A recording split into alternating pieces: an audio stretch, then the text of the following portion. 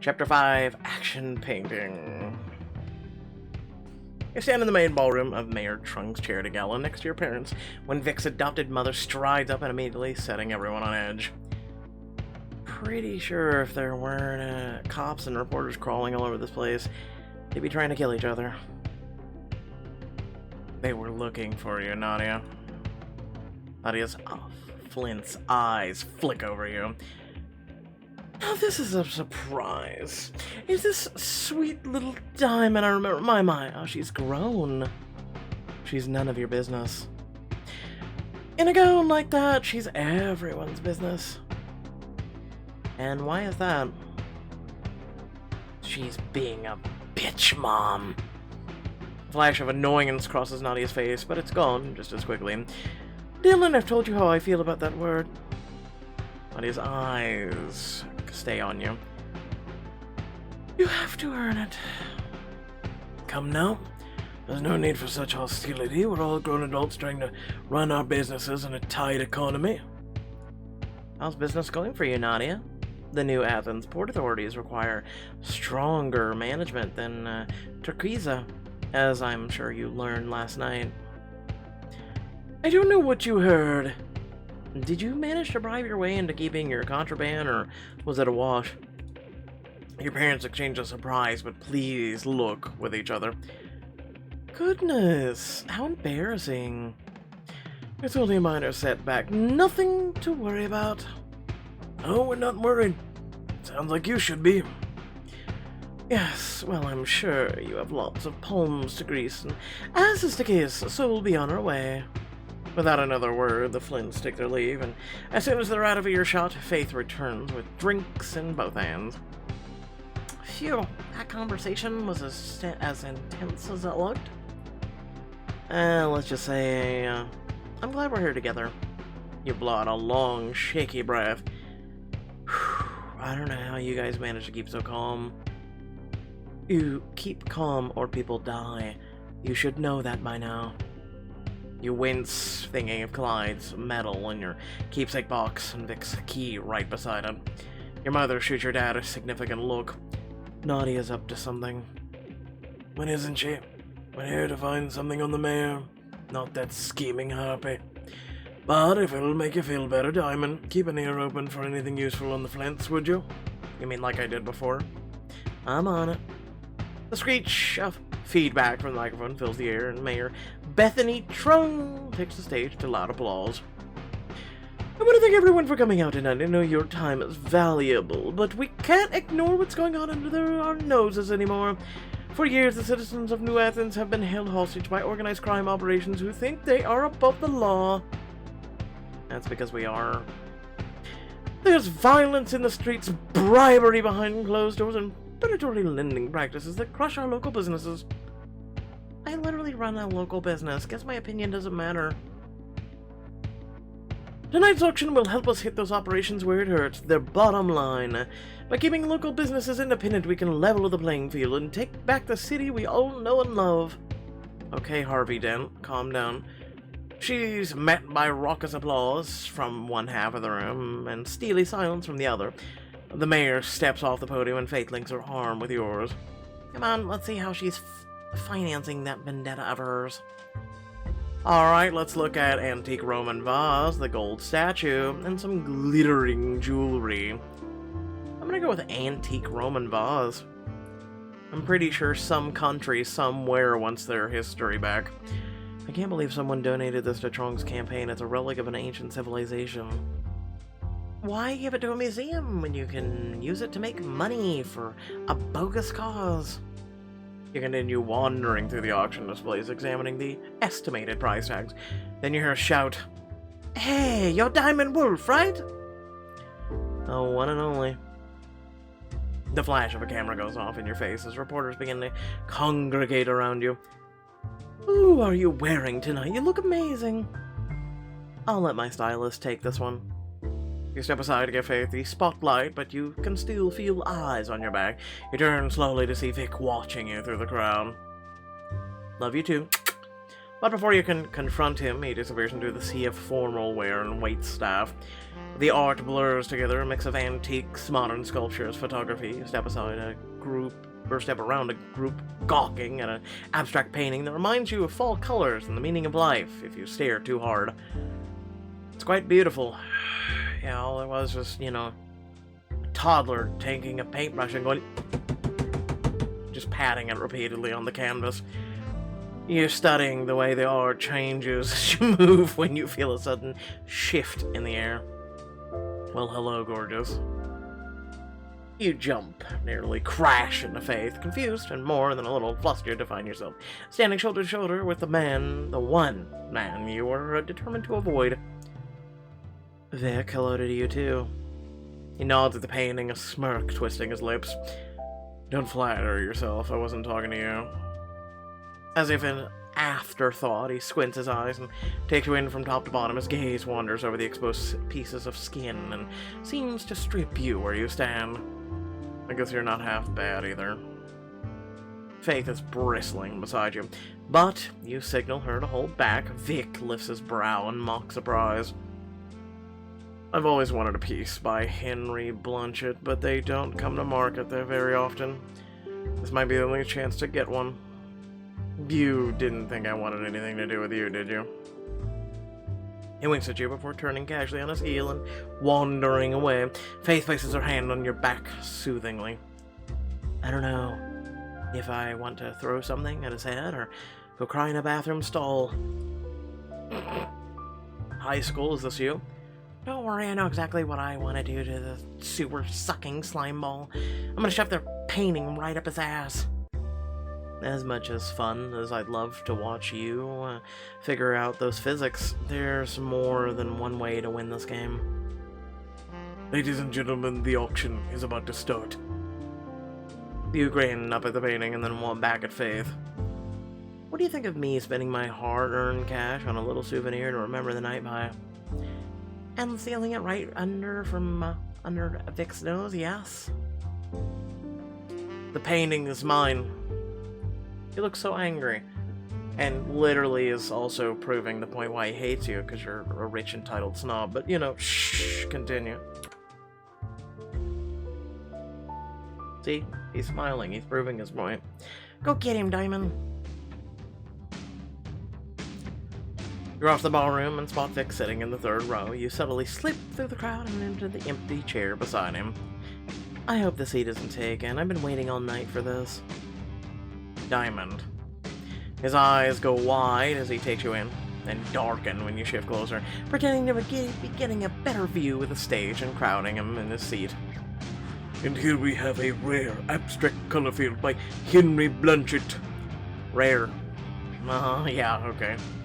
This may be your only chance to own a piece by such a reclusive artist, so bid early and bid often. Yeah, the toddler graduated to elementary school. Don't worry, I intend to.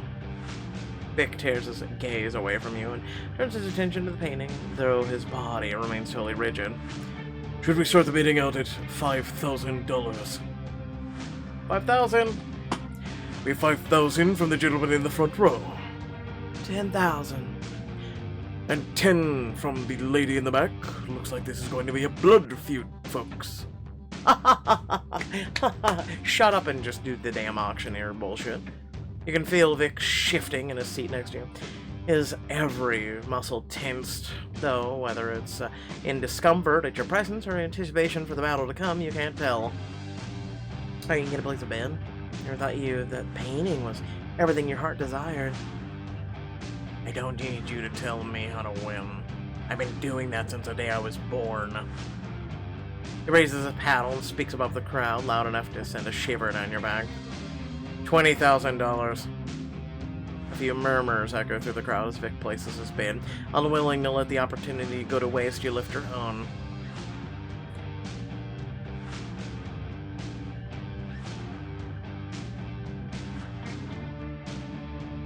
I could be a smartass and go with 1 cent, but I'll go with 25.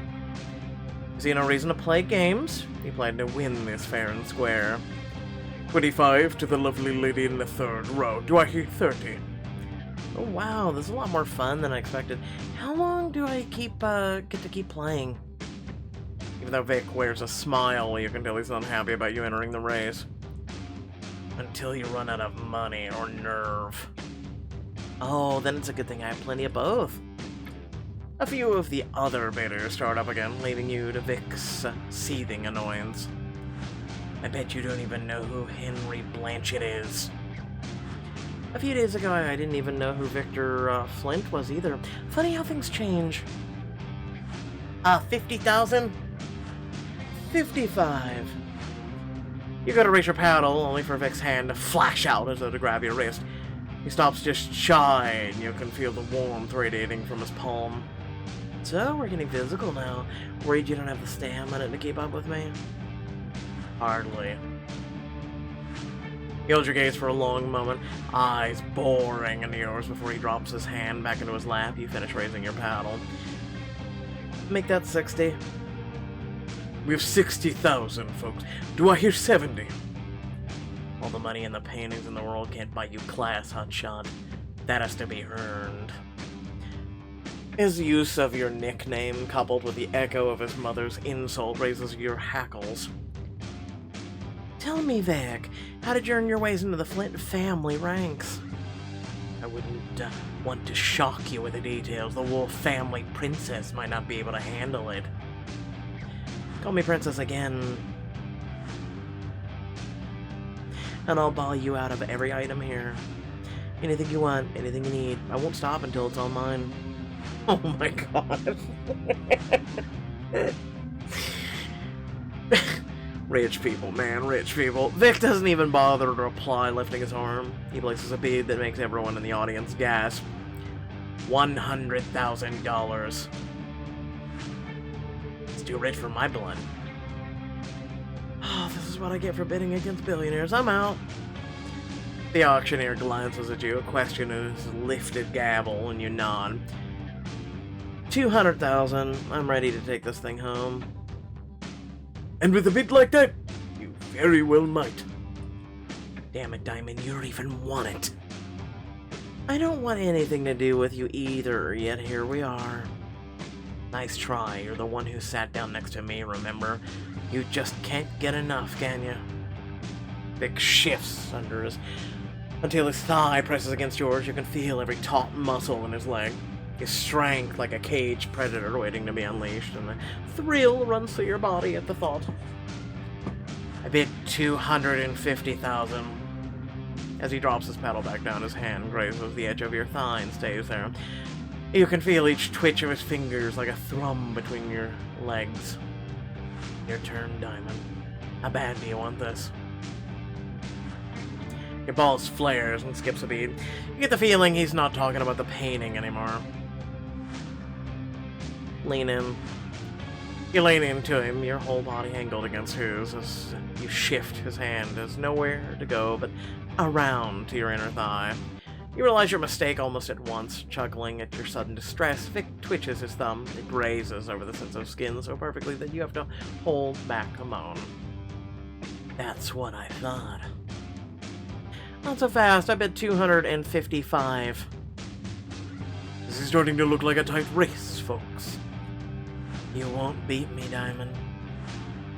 In case you haven't noticed, I already am. That's $255,000 going once. I'll do this all night if I have to. Don't make the mistake of underestimating me. His voice comes out in a low growl, and you can barely hide the shiver that runs down your spine. Go ahead, I'm not scared of you. $255,000 going twice. Vic starts to raise his paddle to place his next bid. You're just doing this to annoy me. Why do you even want the painting? Because it'll look so nice when I light it on fire. Oh! Oh! I'm not gonna lie. That does make me giggle. I'm doing it. You wouldn't dare. Oh, but I would, and I'll dance on the embers long after your precious painting is burnt to ashes. Vic freezes, turning to stare at you with a mix of rage and disbelief. You little...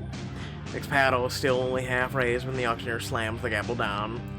Insult to the woman in the third row. I hope you and the painting will be very happy together. Yeah, I'm gonna marry it later. Vic looks at the auctioneer and then back at you, outrage dawning on his face. You can't help but laugh out loud. Diamond. Don't worry. We will be. The auctioneer's assistant pulls you out of the crowd to make arrangements for the payment and transportation of the painting. By the time all the details are handled, Vic is nowhere in sight. Congratulations, miss. How does it feel to be the proud owner of a genuine Henry Blunchet? My parents are gonna kill me for this, but it was worth it just to see the look on Vic's face when I won. As the auction gradually dies out, you take in the scene around you, noting who's glad-handing Mayor Trung. You're still trying to think of a good approach when your phone buzzes. Stop whatever you're doing. I found where all the cool people are. Rude. I thought I was the cool people. You're alright, but there's an amazing bar at the Rooftop. Get your hot ass up here stat. I have a drink waiting. Wait, how would you know if my ass is hot or not? I'm confused. You tuck your phone away and head for the nearest elevator. Maybe you just need some fresh air. You make your way up to the Rooftop Lounge, which is just as crowded and exciting as Faith promised. You spot her standing by the bar and head her way. If I'd known how many people were here, I'd have grabbed Roy before I headed up. Don't worry, I promise to take good care of you. But if you could snag us a table, I'll be right there with drinks. You push through the crowd in search of an empty spot, spotting one opposite the pool. You make a beeline for it when a loud, angry voice interrupts. Do you have any idea who I am? No, and I don't give a damn. I was here first. Maybe you're first, but I'm gonna be last. That's a Flynn guarantee. Wait, Flynn? You watch as Dylan surges drunkenly forward, struggling to land a punch on the stranger. He's obviously wasted and just as obviously determined to make a scene. Move along as quickly as possible. Stop to watch. You walk as quickly as possible, but as you do, you hear another familiar voice. Come on, Dylan, let's get you some fresh air. Fresh air, we're on the roof! The friggin' roof! Don't touch me!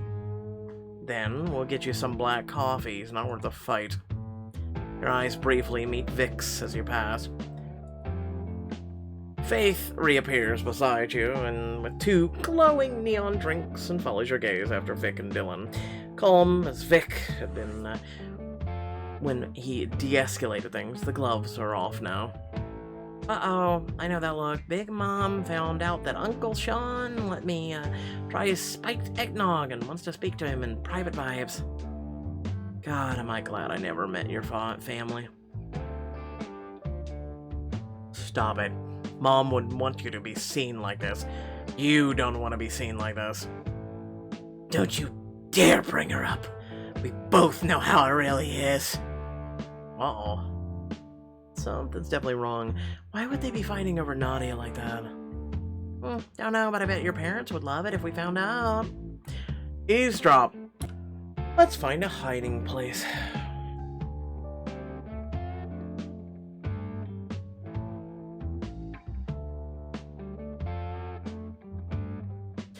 You and Faith crouch inside one of the plush cabanas, inching closer until you can hear Vic and Dylan's conversation. You're drunk, Dylan. You need to chill out before you do something you'll regret. Not a baby! I can handle myself. No matter what you say, you and her. Dylan, listen to me. I should have expected it, you know? She resented my dad. It's our name, our power. She's lucky he even let her do business at all. He leaned in close to whisper to Faith. And I don't think I could like him any even less. I guess we can add misogyny to his list of terrible qualities. You don't mean that. Of course I mean it. The reason she wanted your dad was because she could control him. Faith nearly spits out her neon Appletini. Did he just say what I thought he said? Nadia was screwing Vic's dad? I don't believe it. This has to be Dylan being paranoid, right? There's no way they were actually together. I don't know, look at Vic. You take Vic in for a moment. He's watching Dylan. There's something about the way he holds his shoulders. Defeat, guilt. Maybe you're right. So, when do we tell your parents? Do we tell your parents? I don't know. I need to think on that. Bite your lip as you look back at Vic, studying him more closely. That has nothing to do with us. We're not our parents. Vic steps closer to his brother. I wish we could just go back to Turquesa, you know? Looking for treasure in the surf, stuffing our faces with funnel cake and fries. Tension in Dylan's shoulders eases just a little. Kicking your ass and ring toss. Well, maybe not that part of Turquesa. The Flints are big softies. Who knew? And really, who cares? Yeah, but that's to be used for your advantage. You hush her gently. So, what was with you and the wolf, bitch? What do you mean? You try not to be hurt by how quickly he denies and evades it. He literally just said, what do you mean? Like, shut up. You didn't back me up when I called her out, and you just waited for Mom to show up. No, I didn't. You made me do the dirty work. Which is funny, because that was supposed to be your job, Vic. Okay, now they've lost me. Vic's dad was a high-level bodyguard, but he was just was still a bodyguard. His son would have been expected to follow in his footsteps.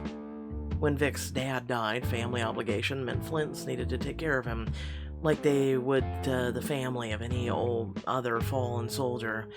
But there must not have been anywhere to send him, so he stayed with the Flints.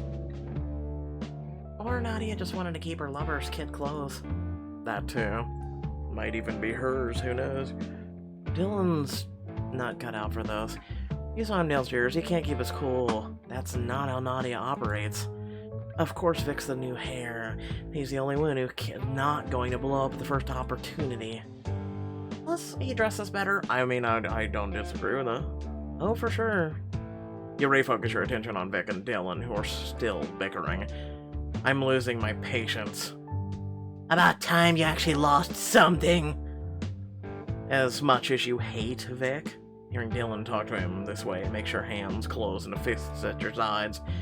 You don't realize you've growled out loud until Dylan stares directly at your hiding place and starts walking right towards you. I gotta stay quiet. You hold your breath and Faith holds hers. You listen as hard as you can, even as your head is getting lighter and lighter. Your blood runs cold as Dylan stops just inches from your hiding place, but you keep still. What are you doing? I thought I heard. Shakes his head. Never mind, it's the cheap booze. Goes to your head. As he turns and drunkenly storms back towards Vic, both you and Faith relax. Yeah, no, there's tons of people up here. We're having a party. I'm sure there's music, and all of a sudden you hear someone in a far corner. Shut up! Bad writing, as always. That was too close. Let's get out of here quietly. Great idea, but how? Faith brandishes her phone. I have just the thing. She shows you a cute selfie she took a few minutes ago. In the background, a bartender winks at the camera. Oh, hey, how you doing, buddy? I bet I convince him I need special assistance. You already have his number. How else would I take him to the zoo? What the okay. Please tell me that's not a euphemism. Do you want his help or not? No, I need to know if we're taking him to the zoo or not. Fine, we should have him make a loud noise. Dylan's so drunk he'll look wherever's loudest. Good thing someone always manages to break a glass at these events. Faye sends a quick message on her phone, and a few moments later there's a loud crash on the other side of the roof. What the hell was that? I don't know, it's a party. Some waiter probably just tripped. As soon as the two of them are looking away, you grab Faith's arm, and the two of you creep out of the hiding and slip back into the crowd. I cannot believe that actually worked. You should know better than to doubt me. And now, if you don't mind, I'm gonna go give our bartender's friend a special thank you. He's more than earned it. Are you taking him to the zoo early?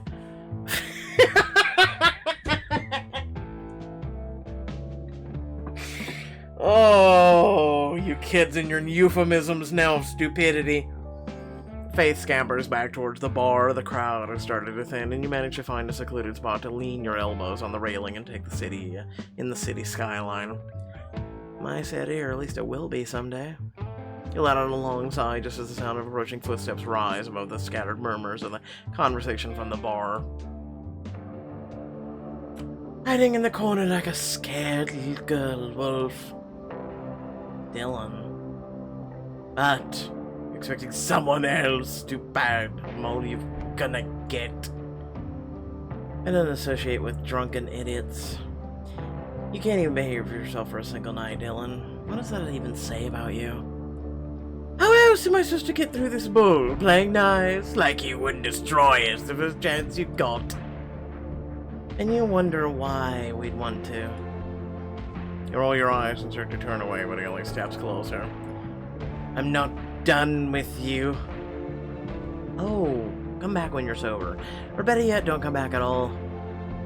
You don't tell me what to do. You're from a family of liars and murderers. Something in his voice twists. You look around only to find the corner of the roof nearly abandoned. None of your family's bodyguards are in sight. A spasm of fear clenches you by the throat as you realize how alone you are. You killed my dad. About time someone made you pay for it. He lunges for you, putting his whole body weight into shoving you backwards, right over the railing. Your hand lashes out desperately, catching Dylan by the wrist. He's forced to grab the railing to avoid going over himself. Let go! Gravity pulls at you as he tries to shake you off. Your fingers slide along his skin. You can't hold on for long. Help! Help! Your pinky slips, then your ring finger, your third, your pointer. Then you're falling, plummeting towards the sidewalk below. Diamond! A strong pair of hands suddenly takes hold of your shoulders, hauling you back up onto the roof. Dylan, have you lost your goddamn mind? You fall to the rooftop in a slump, your heart pounding, your limbs weak with fright. Vic shoves Dylan so hard in the chest, sending him sprawling. With a look that might be concerned, he turns back to you with his hand outstretched. Are you okay? Vic, you saved me. You let him pull you to your feet. You feel shaken, overwhelmed, and all you want to do is fall into his chest. You save me again. Get the hell away from her. I saw everything. Do you hear me? Everything. Faith is a whirlwind of fury as she comes rushing to your aid. She glares at Dylan with venom in her eyes. If you touch her ever again, I'll make you regret the day you were born. I'll lock you in my basement. I'll wear your eyeballs for earrings. Like I'm scared of some old wolf lapdog. Dylan, now's not the... And you, don't try me. You're a weak, sniveling lackey for the Flints, and that's all you'll ever be. Vic backs away, his hands up in a gesture of surrender. She's all yours. Come on, Diamond. Let's get you out of here. Your parents and their fleet of bodyguards are waiting for you out front. As soon as your dad sees your expression, he rushes forward. Diamond, what happened to you? Dylan Flint tried to push me off the roof. I was standing near the railing and he just sort of came for me. There were at least a dozen witnesses. They can tell you the same. I don't need witness statements. Get my gun. Mom, one attempt on your life was an insult. This is a declaration of war. Roy? It would be my pleasure, ma'am. Miss Skelly, thank you for getting Diamond to safely to us. But this is family business. We'll take it from here. You can tell Faith wants to argue, but she's seeing a side of your family even she hasn't seen before. She gives your hand a quick squeeze. I'll catch you later. One of your family's bodyguards escorts her to a cab and pulls away. Nadia Flint steps out of the front door with her guards. Instantly, every wolf enforcer has their weapon out before Nadia's team can respond. She nods to them to stand down, her face eerily calm, despite the 12 Glocks trained on her. There you are. I've been looking everywhere for you. I hope you're here to turn over your son. I'd like him bound, gagged, and on his knees. Let's not be too hasty. There are two sides to every story. Not ones we're interested in hearing. This is the second time you've tried to have Diamond killed. Even if I were so stupid as to order a direct hit on your family, I certainly wouldn't be so sloppy about it. I'm afraid certain people within my organization are simply overenthusiastic in carrying out what they mistakenly believe to be my wishes. Even if you didn't order it, the fact remains that your underlings tried to kill my daughter. That insult won't go unanswered. I realize that, and I'm prepared to offer recompense. Nadia lifts her hand and makes a small waving motion. Almost at once, a black van pulls up to the front of the building. Flamed enforcers exit the vehicle, tossing two bound and gagged miniature feet. As they struggle to their knees in front of you, recognition clicks.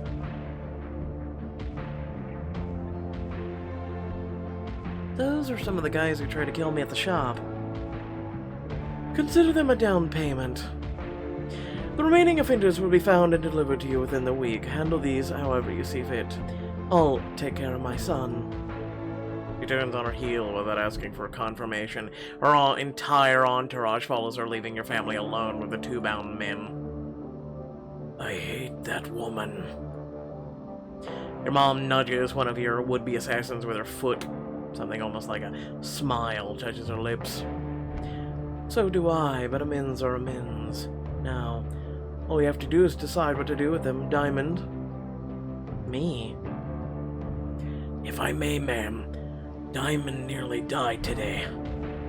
Yes, you nearly died, Diamond. What are you going to do about it? Your dad gives you a cold, hard look. You've only ever seen him wear a handful of times before. The first time was the worst night of your life. You recognize this as a test of your authority, your power, and your mettle. Your parents are counting on you to make the right choice. I think they should be executed. Your dad nods with approval. With a lifted finger, he gestures for his own bodyguards to come closer. You heard her. Take care of them. Construction site on the 34th. Yes, boss. You hold out your hand and the guard passes you a knife. You use it to cut the gags on your attackers as they stare up at you in fear. Any last words? You can't do this. Well, please wait. I'll tell you everything. Don't you wanna? The man protests are swallowed by black bags. They're dragged kicking and screaming into a nearby car. You know what construction site means.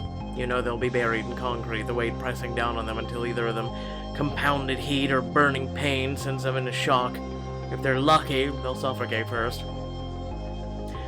There now, it's done. As the men are tossed into the car, you can't get Dylan's words out of your head. You're a family of liars and murderers. But it's too late. The deed is done now. And there's no going back. Okay, they tried to kill you, but sure, let's have some sympathy for them. No offense, but no. Without further ado, thanks for watching. Please remember to like, share, and subscribe, especially if you did enjoy the content. Without further ado, let me say the following. First and foremost, go down into the description of the video. Plenty of cool links, so you'll also see a video there up at the top right corner. Feel free to check that out if you haven't. If you have, please continue to do your part by sharing it, getting the word out. And again, 8 billion, excuse me. Wow. Brain fart. 8 billion people on this planet. You know, I am just one of many that absolutely needs your support. And again, it's very much appreciated. We got a goal to hit. We've got about a month to hit it. So again, thank you very much for your support. Please continue to share that. With that being said, let me say the following. There's pretty much anyone who has ever laid a hand on a family member of mine is gone. Let's just put it that way. Okay? Either through sheer will and karma, or their eventual undoing of themselves or time catching up with them. But those who have ever touched one of my family members have also learned a very grave thing. Don't underestimate me. Do not.